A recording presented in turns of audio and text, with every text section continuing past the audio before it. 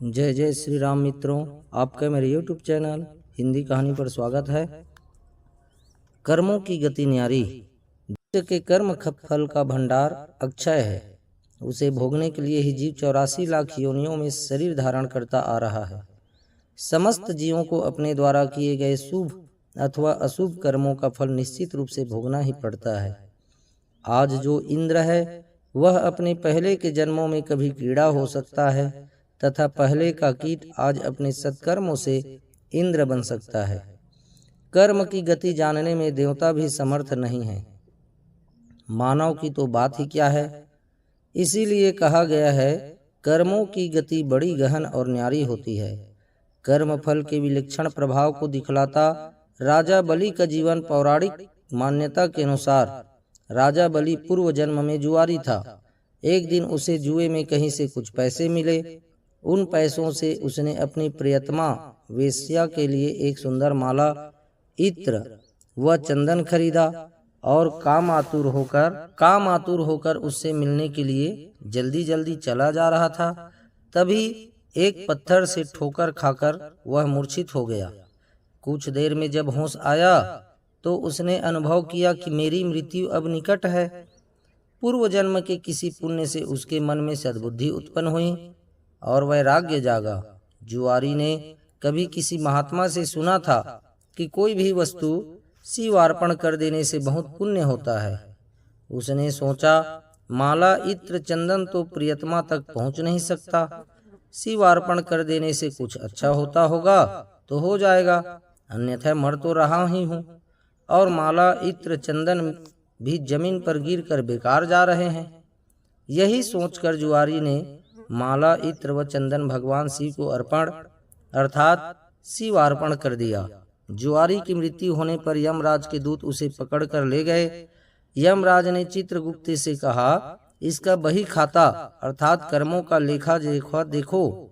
चित्रगुप्त ने कहा, यह तो जन्म जन्मांतर का पापी है। बस अभी अभी थोड़ी देर पहले जुए में जीते पैसे से इसने वेश्या के लिए माला इत्र व चंदन खरीदा था। जब ठोकर खाकर गिरा तो इसने मृत्यु निकट देखी और सोचा कि माला आदि चीजें बेकार जा रही है तो उसे शिवार्पण कर दिया।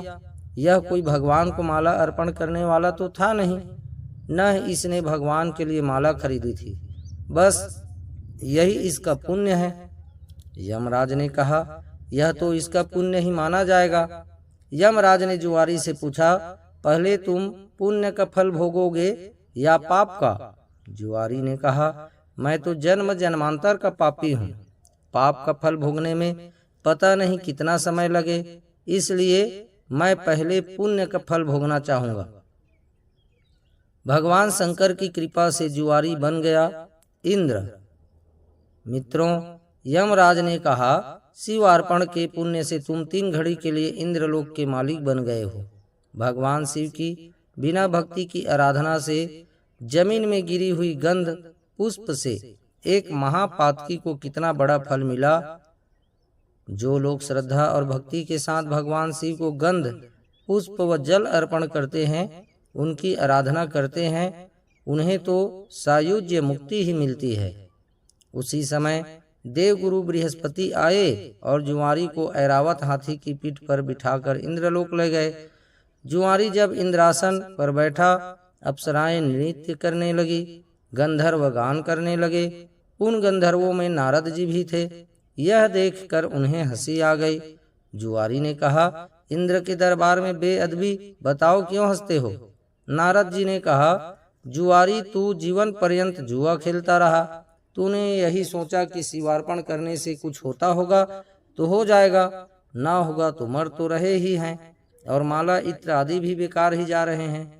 आज इसका परिणाम यह हुआ कि तुम 3 घड़ी के लिए ही सही इंद्रलोक के स्वामी बन गए, इसलिए मुझे हंसी आ रही है। जुआरी द्वारा इंद्रलोक का दान। नारद जी की बात सुनकर जुआरी के ज्ञान चक्षु खुल गए। ज्ञान की चिंगारी जब पाप के ईंधन पर गिरती है तो पाप जलते हैं। जुआरी सिंहासन से उतरा और नारद जी से कहा, गुरुदेव, अब भगवान शंकर के अलावा कोई शरण नहीं है। हम सारे इंद्रासन पर ही तुलसी रख देते हैं। नास्ति सर्व समो देवो नास्ति सर्व समागति। नास्ति सर्व समो दाने नास्ति सर्व समो रणे। अर्थात शिव के समान देव नहीं है, शिव के समान गति नहीं है, शिव के समान दाता नहीं है, शिव के समान योद्धा नहीं है। इतना कहकर जुआरी ने स्वर्ग की निधियों का ऋषियों को दान करना शुरू कर दिया। उसने ऐरावत हाथी अगस्त जी को, उच्चय श्रवा नाम का घोड़ा विश्वामित्र जी को, कामधेनु गाय महर्षि वशिष्ठ जी को, चिंतामणि रत्न गालव जी को और कल्प वृक्ष कौंडिन्य मुनि को दे दिया। भगवान शंकर को प्रसन्न करने के लिए जुआरी ने कुछ ही देर में सारा इंद्रलोक दान कर दिया। तभी 3 घड़ी बीत गई। वह फिर यमलोक को पहुंचाया गया। जब इंद्र वापिस आए तो अमरावती ऐश्वर्य शून्य थी। इंद्र स्वर्ग के सारे ऐश्वर्य, ऐरावत हाथी, कामधेनु, पारिजात पुष्प आदि को न देखकर क्रोधित हो गए और पूछने लगे, ये सब कहाँ चले गए? तब देवगुरु बृहस्पति बोले, सब कुछ जुआरी ने दान दे डाला। बड़ी भारी सत्ता मिलने पर जो प्रमाद में न पड़कर सत्कर्म में लगे रहते हैं वे ही धन्य हैं, वे ही भगवान शंकर के प्रिय भक्त हैं। इंद्र स्वर्ग की निधियों को वापस लाने के लिए, अपने कार्य को सिद्धि करने के लिए देवगुरु बृहस्पति को लेकर यमराज के पास संयमनीपुरी पहुँचे और जुआरी की शिकायत करने लगे। यमराज ने जुआरी से अपना पक्ष रखने को कहा। जुआरी ने कहा, हमको जो करना था हमने कर लिया, अब आपको जो करना हो वह आप कर लो। यमराज ने इंद्र से कहा, आप बूढ़े हो गए हैं किंतु अभी तक आपकी राज्य से संबंधित आसक्ति दूर नहीं हुई है। जुआरी का पुण्य आपके 100 यज्ञों से कभी महान है। जाइए ऋषियों के चरणों में पड़कर या धन देकर अपने रत्न लौटा लीजिए। यमराज ने जुआरी से कहा, दान का पुण्य भूलोक में ही होता है, स्वर्ग में दान नहीं करना चाहिए, इसलिए तुझे नरक की यातना भोगनी ही होगी।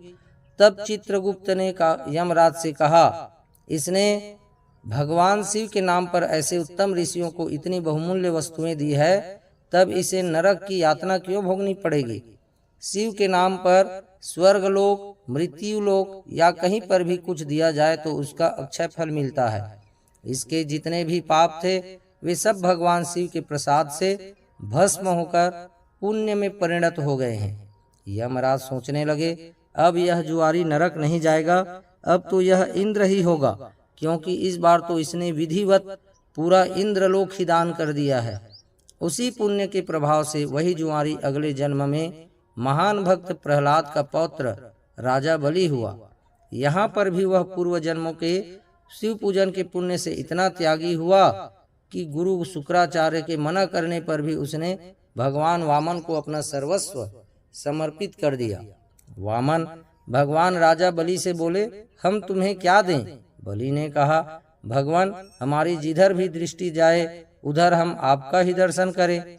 राजा बलि की बैठक के 52 दरवाजे हैं। भगवान ने सोचा, न जाने किस दरवाजे पर बलि की दृष्टि चली जाए। यही सोचकर 52 दरवाजों पर शंख चक्र गदा पद्म धारण किए हुए ब्रह्मांड के स्वामी पहरेदार के रूप में विराजमान हो गए। कोई भी याचक राजा बलि के द्वार पर कुछ मांगने जाता है तो उनके द्वार पर विराजमान भगवान विष्णु स्वयं उन्हें मुंह मांगी वस्तुएं देते हैं।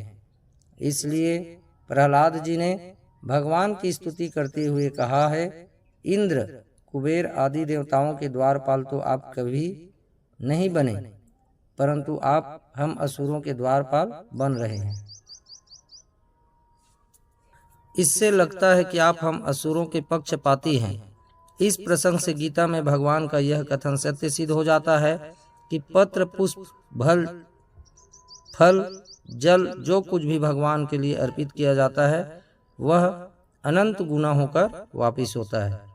मित्रों, मुझे विश्वास है आपको यह सुंदर कथा अच्छी लगी तो लाइक और शेयर अवश्य करें। साथ ही साथ इसी प्रकार की सुंदर कथा कहानियों के लिए आप मेरे YouTube चैनल हिंदी कहानी को सब्सक्राइब अवश्य करें।